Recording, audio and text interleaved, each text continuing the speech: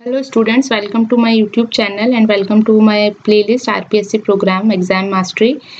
तो हमारे RPSC programmer exam की तैयारी में हम आगे बढ़ते हैं और आज हमारा टॉपिक होने वाला है ऑब्जेक्ट ओरिएंटेड डेटा मॉडल।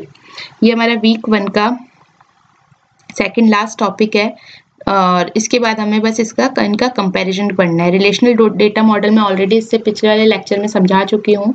अगर किसी ने वो वीडियो नहीं देखा है तो प्लीज़ पहले मैं प्रेफर करूँगी कि आप पहले वो वीडियो देखें और उसके बाद इस वीडियो को देखें, ताकि क्या होगा जब हम नेक्स्ट वीडियो करेंगे कंपैरिजन का तो बहुत ईजी हो जाएगा उसको समझना कि रिलेशनल डेटा मॉडल क्या था और ऑब्जेक्ट ओरिएंटेड डेटा मॉडल क्या था।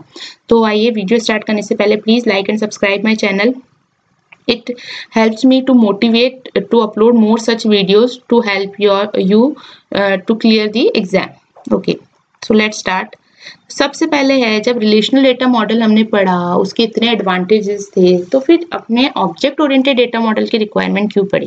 क्योंकि वहां हमने एक डिसएडवांटेज देखा था कि as data grow your relational data model will be more complex tables, और वो कॉम्प्लेक्स टेबल्स होने की वजह से क्या हो जाता था, डेटा बहुत ज़्यादा टेबल्स कॉम्प्लेक्स हो जाती थी और कॉम्प्लेक्सिटी की वजह से उसे हमें आइसोलेट करना पड़ता था और कई बार आपका जो शेयरेबल डेटा होता था वो भी शेयर नहीं हो पाता था। तो उसकी स्केलेबिलिटी एक सर्टेन लिमिट तक है, लेकिन जैसे डेटा अगर उस लिमिट से ज़्यादा क्रॉस कर जाता है तो आपका जो रिलेशनल डेटा मॉडल है वो उतना स्केलेबल नहीं रहेगा। तो अब हम बात करते हैं need of object oriented data model. तो यहाँ पे हमने क्या, इसका सिंपल सा मैंने एक स्टेटमेंट लिखा है, to represent the complex real world problems there was a need for a data model that is closely related to a real world. तो अब इसको तुम ऐसे समझ सकते हो, जब हमने सी पढ़ी है ना, सी भी सही थी, काम चल ही रहा था, लेकिन जब हमने देखा कि सी के अंदर क्या हो रहा है, जैसे मैंने एक कैलकुलेटर बनाया, ठीक है, अब वो कैलकुलेटर मैं कभी कहीं साइंटिफिक कैलकुलेटर बना रही हूँ तो मुझे उस कैलकुलेटर की भी प्रॉपर्टीज चाहिए, लेकिन वहां पर मैं उस डेटा को कॉपी तो नहीं कर सकती। वहां तो मेरे को क्या करना पड़ेगा, as it is same program वापस से मेरे साइंटिफिक कैलकुलेटर वाले प्रोग्राम में लिखना पड़ेगा और उसके बाद उसमें एडिशनल फीचर ऐड करने पड़ेंगे।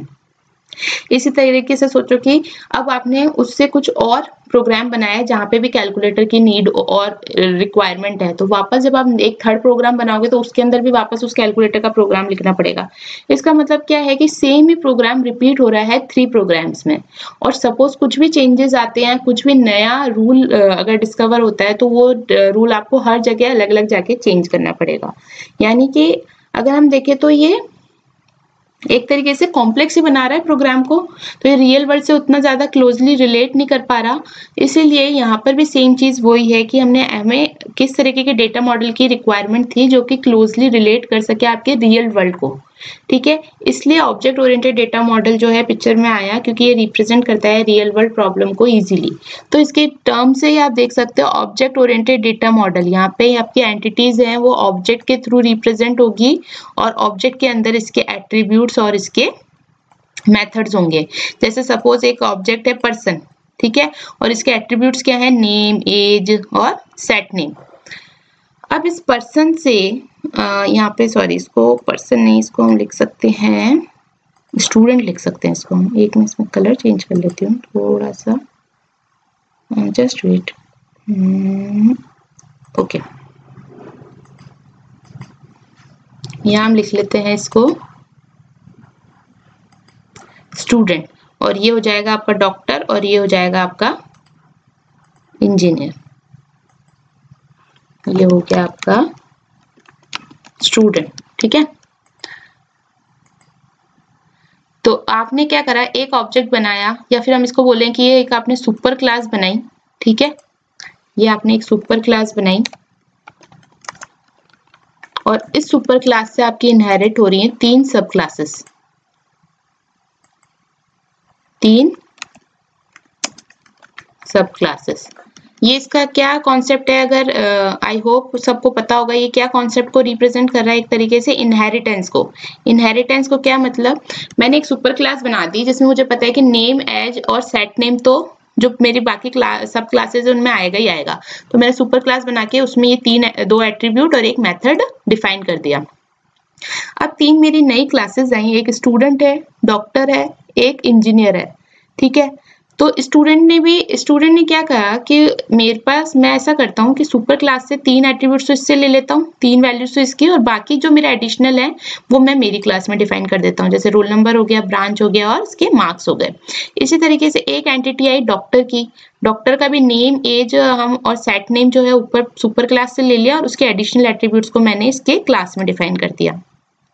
इसी तरीके से इंजीनियर जो है उसके भी नेम, एज और सेट नेम को हमने सुपर क्लास से ले लिया और बाकी एडिशनल एट्रीब्यूट्स को उसकी खुद की क्लास में डिफाइन कर दिया।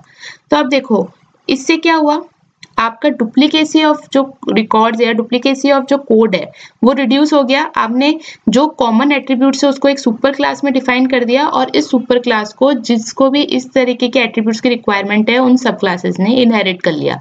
तो ये कॉन्सेप्ट है आपका ऑब्जेक्ट ओरिएंटेड डेटा मॉडल का। अब ऑब्जेक्ट ओरिएंटेड डेटा मॉडल को हम और कैसे समझ सकते हैं, डेटा एंड अच्छा, अब ये तो हमने पढ़ा कि भाई नीड क्या थी। अब है इसकी डेफिनेशन। तो डेफिनेशन क्या है, डेटा एंड देयर रिलेशनशिप्स, ठीक है, are contained in a single structure, और उस स्ट्रक्चर को हम क्या बोलते हैं, ऑब्जेक्ट, ठीक है। तो यहाँ पे देखो डेटा और उसके जो भी रिलेशनशिप्स हैं वो एक सिंगल स्ट्रक्चर में कंटेन होते हैं और उस सिंगल स्ट्रक्चर को आपको रेफर किया जाता है एज अ ऑब्जेक्ट। जैसे इस इंजीनियर का एक ऑब्जेक्ट बन जाएगा, पर्सन का एक ऑब्जेक्ट बन जाएगा। दूसरा क्या है, रियल वर्ल्ड प्रॉब्लम्स जो होती हैं वो रिप्रेजेंट होती है ऑब्जेक्ट के साथ, उसके डिफरेंट एट्रीब्यूट्स के साथ। All objects have multiple relationship between them, okay, ये सेम ही चीज है। तो बेसिकली हम क्या बोल सकते हैं कि ये कॉन्सेप्ट, इसके अंदर जो कॉन्सेप्ट है वो एक तो ऑब्जेक्ट ओरिएंटेड प्रोग्रामिंग का कॉन्सेप्ट है प्लस रिलेशनल डेटा मॉडल का कॉन्सेप्ट है। तो बेसिकली जो ऑब्जेक्ट ओरिएंटेड डेटा मॉडल है, अगर हम इसको एक सिंगल लाइन में रिप्रेजेंट करना चाहें तो ये किस तरीके से होगा, object oriented data model is a combination of object oriented programming plus your relational database model, that's it. तो आपको यही याद रखना है। ये लाइन अगर आपको याद हो गई ना, तो अगर आरपीएससी प्रोग्रामर में कोई भी क्वेश्चन आता है इससे रिलेटेड तो आप इजीली सॉल्व कर सकते हो, क्योंकि आई होप C++ सबने पढ़ी है, उसके क्वेश्चंस और प्रोग्राम सबने सॉल्व किए ही हैं। तो वही चीज है इसके अंदर भी ऑब्जेक्ट ओरिएंटेड प्रोग्रामिंग की। और रिलेशनल डेटाबेस मॉडल तो हम इसमें पढ़ने ही वाले हैं, हमारे आगे जब नॉर्मलाइजेशन को, SQL को, सबको डिस्कस करेंगे। तो ये इसकी एक सिंगल लाइन डेफिनेशन है। तो यहाँ पे मैं इसको डायग्राम से और मैंने समझाया है ताकि और आपको इजीली इसको एक्सप्लेन कर सकूं। तो ये आपका ऑब्जेक्ट ओरिएंटेड डेटाबेस है। अब हम कह रहे हैं कि ये कॉम्बिनेशन है ऑब्जेक्ट ओरिएंटेड प्रोग्रामिंग का और रिलेशनल डेटाबेस का। तो ऑब्जेक्ट ओरिएंटेड प्रोग्रामिंग के कुछ फीचर्स आ जाएंगे इसमें, जैसे पॉलीमॉर्फिज्म है, इनहेरिटेंस है, एनकैप्सुलेशन है। और रिलेशनल डेटाबेस के जो हम बोलते हैं इंटीग्रिटी, कंस्ट्रेंट्स जो हमने देखे थे, कॉन्करेंसीज आ जाएंगी और क्वेरी प्रोसेसिंग आ जाएगी।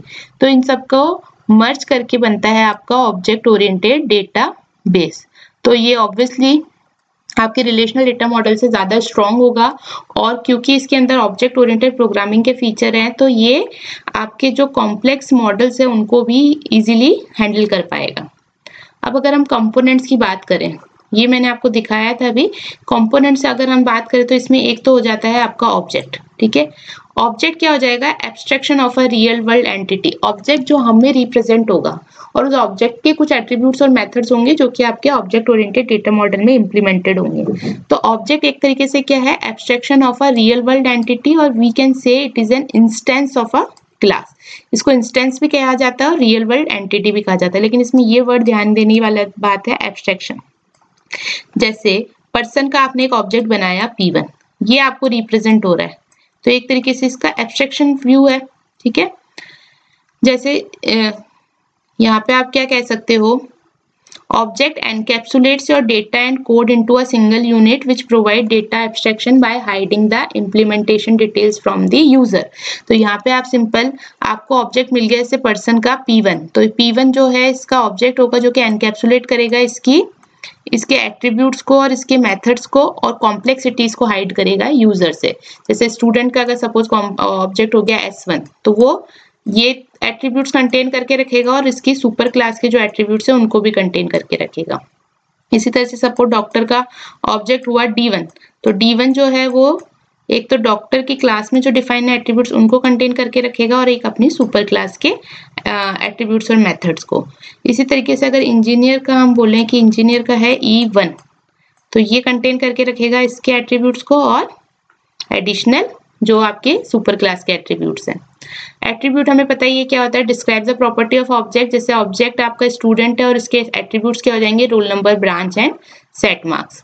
इसी तरीके से मेथड जो है वो क्या रिप्रेजेंट करता है, बिहेवियर ऑफ एन ऑब्जेक्ट। जैसे यहाँ पे मैंने सेट नेम बता दिया, तो सेट नेम क्या हो गया, एक तरीके से इसका मेथड हो गया, और जबकि नेम और एज क्या होगा, इसके एट्रीब्यूट्स। तो method represent the behaviour of an object and it represent the real world action. जैसे सेट नेम में ये एक एक्शन रिप्रेजेंट कर रहा है कि एक नेम सेट करना है या मार्क्स सेट करने हैं, या यहाँ पे ऑपरेशंस काउंट करने हैं, या इंजीनियर वाले में पेजेस काउंट करने हैं। इसी तरीके से और क्लास क्या हो जाएगी, class is a collection of similar objects with shared structure that is attributes and behaviour that is methods. Okay, and object is an instance of a class.